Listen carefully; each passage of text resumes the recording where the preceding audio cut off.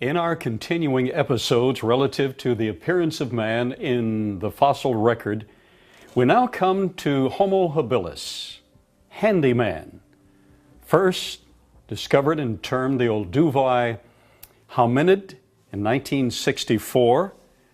This fossil bed that was discovered produced human fossils, fully human in profile, but at the same time produced other fossils that were distinctively ape-like, and they were put together to suggest this incredible creature with a face very similar to that of our cousins, with hair, yes, but the ability as the handyman to use tools, and the ability to fully walk upright, a bit hairy, but the feet were normal in profile like yours and mine. So what are the real facts regarding Homo habilis? It was later discovered that the archaic human fossils discovered at the site really were human, totally human, but that the archaic ape fossils discovered at the site, the lower primate fossils, were fully simian. The two did not belong together. It is quite normal and quite contemporary for man to run around with other creatures or other creatures to follow and mimic man. That is a part of the design and profile and myriad distinctives of the creation model itself. So here we find what actually turned out to be a phantom taxon, no existence at all, throwing together human fossils and ape fossils, supposing that they belong together. Therefore, as we illustrate at the Creation Evidence Museum, each of these progressions to modern human in the evolutionary mind has certain fossils. There is no white area behind this Homo habilis, handyman, at all, because there are no fossils to support it. All the fossils are either truly human or truly ape. Thus, we've crossed out every single link leading to man. We've crossed out the Tang child. We've crossed out Lucy, Ramapithecus. We've crossed out the Nebraska man, and now we cross out Homo habilis. It appears that the scholars were right when they said there are no actual fossils directly antecedent to man. Man appears full-blown. The apes didn't produce him. As we continue our expose relative to the appearance of man in the fossil record, we now come to one of the most famous and most influential of all the ape men ever discovered. It was discovered as Eoanthropus dawsoni in 1912 near Piltdown, East Sussex, England. The discovery was made in a pit in a burial area, and for the next 4 decades, this would be the most influential fossil that would anchor evolutionary theory. In fact, it's been reported that over 500 PhDs were granted from dissertations that centered in Piltdown man and on its discovery and on the evidence, even though very few scholars ever saw the actual fossil. Now, the profile of Piltdown man shows not only totally human profile, including the musculature necessary for normal upward walk and gait. But what was actually discovered? Skull fragments that were human and were quite archaic. Charles Dawson made this discovery, and the skull cap at least, was archaic human. The same color was a jaw that was distinctively ape-like with 2 teeth. That was in 1912. This anchored evolutionary theory. Man had descended from an ape-like creature. Until 1953, when additional scholars were permitted to examine the actual fossils, and when our microscopes had been developed to the point where it was determined that the skull was archaic but fully human. But it was then determined that the jawbone had actually been an ape's jawbone stained to the same color to make it appear antique, and the teeth had been filed down. In very short order, it was recognized that Piltdown Man was a hoax, a forgery, but it had already anchored evolutionary theory. We, in approaching the truth of man's appearance in the fossil record, have to dismiss him, and even the evolutionists have now published, New Scientist and other major publications, that this fooled the greatest minds in paleoanthropology until 1953, when the remains were revealed as planted, altered, a forgery. This is from the technical evolutionary literature. So, Piltdown Man is removed from our pedigree. So is Homo habilis. So is Nebraska Man. So are all the others leading to the descent of man in the evolutionary profile. In our continuing episodes relative to the appearance of man in the fossil record, we now turn our attention to Homo erectus. First touted, when bones were discovered some decades ago, first touted as being an archaic human being, pre-human but distinctive from the apes.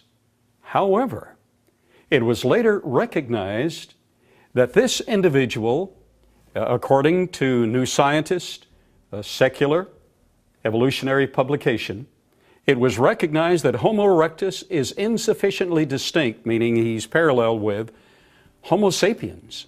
All fossil remains of Homo erectus and archaic Homo sapiens, including Neanderthals, should be reclassified into a single species, Homo sapiens, which is to be subdivided only into races.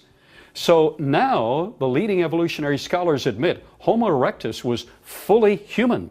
He was not a developing ape, a pre-human, but the general public has no idea that this thinking, that this evidence has transpired. The general public still holds that Homo erectus was just barely removed from the apes. Let's get the real facts. Evidence shows that he was actually living contemporary with the Aurignacian people. The Aurignacian people who lived in a valley in Germany actually made star charts of Orion, getting the shorter and longer legs exactly precise, recognizing its significance in anthology of the human race. In addition to that, they carved on tusks and bones the gestation period, showing that they were just as human as our great-grandparents were under semi-primitive conditions. In fact, they did better than many of our modern people have done. These were totally modern people. So thus, when man appears in the fossil record, he does not appear as being simian, pre-human, with any ape-like characteristics. He appears with his culture being essential in parallel to Homo sapiens. He appears with his forebears and those who were his contemporaries actually studying the stars and examining the birth times and the gestation periods of human beings. When man appears in the fossil record, he is fully recognized as being human. In our continuing episodes relative to the appearance of man in the fossil record, we now come to the famous Neanderthal man. First discovered in the Neander Valley in Germany, this fella was stoop-shouldered, slanted brow, appeared to be rather brutish, and was so recognized that way until additional discoveries revealed that this individual had rickets from lack of exposure, lack of vitamin D, lack of exposure to sunshine. He lived during the Ice Age and essentially was contemporary with Job. The additional skeletal remains of Neanderthal man showed them to be an incredibly advanced civilization. They even performed surgery. They had hearths. They had a large guild with workshops, with tools, artifacts, stone, leather, wood, and bone. It was later discovered that these individuals actually lived longer than people do today. Actual laboratory tests have been run indicating that some of these Neanderthal people lived to be over 200 years in age just a few thousand years ago. So what are the real facts about Neanderthal? Well, his skeletal remains show that he was about our height in stature, but his bones were thicker, he was more robust, he was more attuned to his environment, and his cranial capacity, in contrast to ours being average 1,350 cc's, his cranial capacity averaged 1,450 cc's. His brain was larger than ours. That is absolutely incredible. So it is now recognized that detailed comparisons of Neanderthal skeletal remains with those of modern humans have shown that there is nothing in Neanderthal anatomy that conclusively indicates locomotor, manipulative, intellectual, or linguistic abilities inferior to those of modern humans. And this was written in Natural History, a secular evolutionary journal. In addition to that, Neanderthal care and compassion have been indicated with a number of broken bones having been mended, old people having been taken care of, elaborate rituals in funerary. We find these individuals as sophisticated as ourselves in our culture. Isolated, yes. Living in the Ice Age, in caves and under cliffs. They wouldn't have access to larger profile of artifacts, but under their conditions, they were actually superior to modern man. So thus, the Neanderthal is not in evolutionary development, but was actually contemporary with Job. And as Job's companions knew about the Creator and the evidence in the stars, it is apparent that Neanderthal and his entire civilization, as well as his contemporary Aurignacians and Cro-Magnons, actually knew about the Creator as has been revealed in the Scriptures.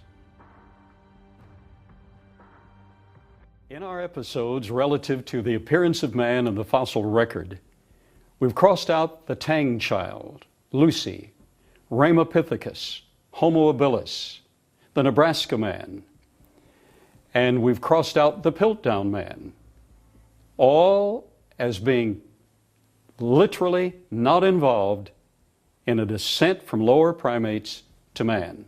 They've all been crossed out. When man appears in the fossil record as Homo erectus, as Aurignacian, as Neanderthal, and as Cro-Magnon, he is fully functional, in fact, parallel, and in many respects superior to modern man. We found that Homo erectus and Neanderthal man had cranial capacities exceeding ours. We have an average of 1,350 cc's, Neanderthal 1,450 cc's. But now we come to Cro-Magnon man. His cranial capacity averaged 1,650 cc's. A man living contemporary with Job, or a culture living contemporary with Job, contemporary with Homo erectus, Aurignacians, and Neanderthal, but isolated in a valley in Germany, this culture exhibited incredible abilities far beyond modern man to achieve in a short period of time. For instance, their javelins were beautiful. They were adhesed, along with Neanderthal man, adhesed with a technique requiring birch bark resin to be heated to 900 degrees Fahrenheit to adhese the shaft to the spear point. And when it's broken, the adhesion does not break. Either the shaft or the spear point breaks. Absolutely superior. How did they develop this technology?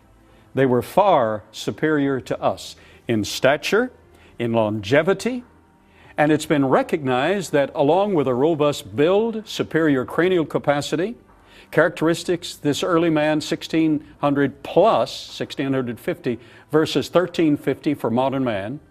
The Lausanne caves in France reveal colorful paintings that in many respects rival some of the works of the great masters. Some paintings may relate to phases of the moon, Pleiades, star cluster, and the summer triangle. Various sites feature beautifully made javelins, arrows, and ornate artifacts, even carvings and idols to worship. They were contemporary with Job. Job's companions knew about the God of creation and deviation from that, and this could infer definitely that Cro-Magnon was like that culture, but quite superior. But I want to emphasize this final point. One of the paintings in the cave having to do with Cro-Magnon man is a phase of the moon chart, even showing the time when the moon is darkened. But especially this phase diagram has to do with its effect on the animals. Here we have a young colt who is raising his hind legs to his body and jolting those hind legs. He is behaving differently at different phases of the moon. It was not recognized until modern generations that the phases of the moon actually affect, because of the anorthite, which covers the surface of the moon, being radiated and transmitting acoustical energy. Because of this, it has now been recognized that the moon affects the behavior of animals and to some degree the effect of man. But Cro-Magnon not only recognized that, he illustrated that and diagrammed it in the charts. He was absolutely superior.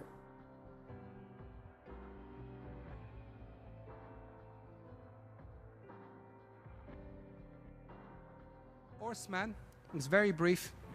It was found in southern Spanish town of Ors, or Orce if you're very posh, and I'm not. This is 1982. It was claimed that it was the oldest fossil human remains ever found in Europe.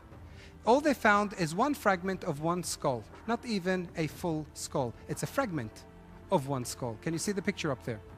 Our trusted archaeologist said that this belonged to a 17-year-old man and who lived 900,000 to 1.6 million years ago. So the archaeologist dated this. He said it belonged to a 17-year-old man and lived between 900,000 and 1.6. They got so excited about this, right? You got to hear this. They were going to throw a whole big party. Okay, so they got together, they're going to throw a big party, and just about before they did it, they discovered that it came from a donkey. I don't mean the archaeologist. Okay, this was a real donkey, and it was from a 4-month-old donkey. They still refuse to accept this as a hoax or a misunderstanding on a fossil. It was used for years as evidence for evolution. Everything disappeared during World War II. But they found a cave with a bunch of crushed monkey skulls in there. The skull had been smashed, and they found a bunch of human tools. And so some brilliant scientist said, wow, these monkeys are learning to make tools. Oh, and they're practicing on their head. Yeah, that's a good one. Let's keep that one right over here. Well, duh. They didn't tell anybody. They found 10 normal humans in the same cave, skeletons of humans. See, in some cultures, they like to eat monkey brains. You ever seen Indiana Jones? Mm-hmm. They just found a cave where they were eating monkeys. That's where they had their feasts or something. It's not a missing link. Well, I don't have them here, obviously, but you can go to any museum and you can see Australopithecus, you can see Homo habilis, you can see Homo erectus, you can see archaic Homo sapiens and modern Homo sapiens. A beautiful series of intermediates. Why do you keep saying present me with the evidence when I've done so? Go to the museum and look. I have gone to the museums, and so have so many of us who still are not convinced Have you with seen evolution. Have you seen Homo erectus? And I think